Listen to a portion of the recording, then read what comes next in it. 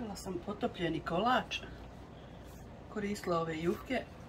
Ostalo mi da ja to sad ne bi čuvala po frižderu, kontala šta ću kuću.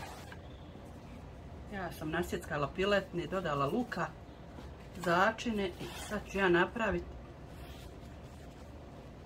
pitu. Ali ću praviti onu gužvanu ko što sam pravila sirnicu.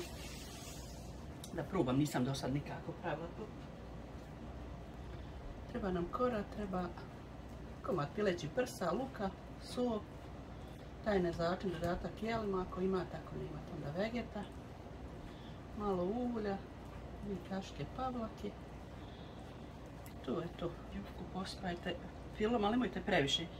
Pošto ne znam, da vam budem iskrena, prvi put ovako pravim, pravila sam sa sirom, bila je super. Ovo ne znam kako će se ispeći, zato nemojte previše fila. I sad ovako uložavamo ovako i prenosimo u tepsiju.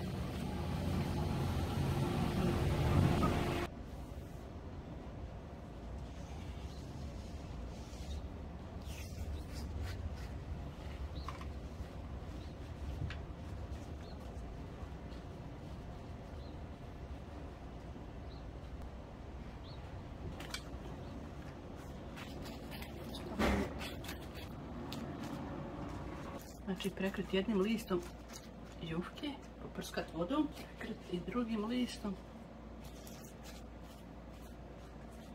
poprskati ovako sa ruke malo vodom,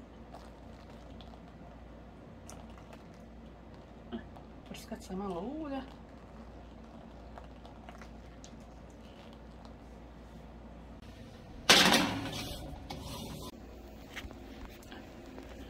to je gotovo. Prskala sam je sa malo vrhnja za kuhanje. Sad ću izbockat, prešti, pustiti da malo prohladi, opusti i to će biti to.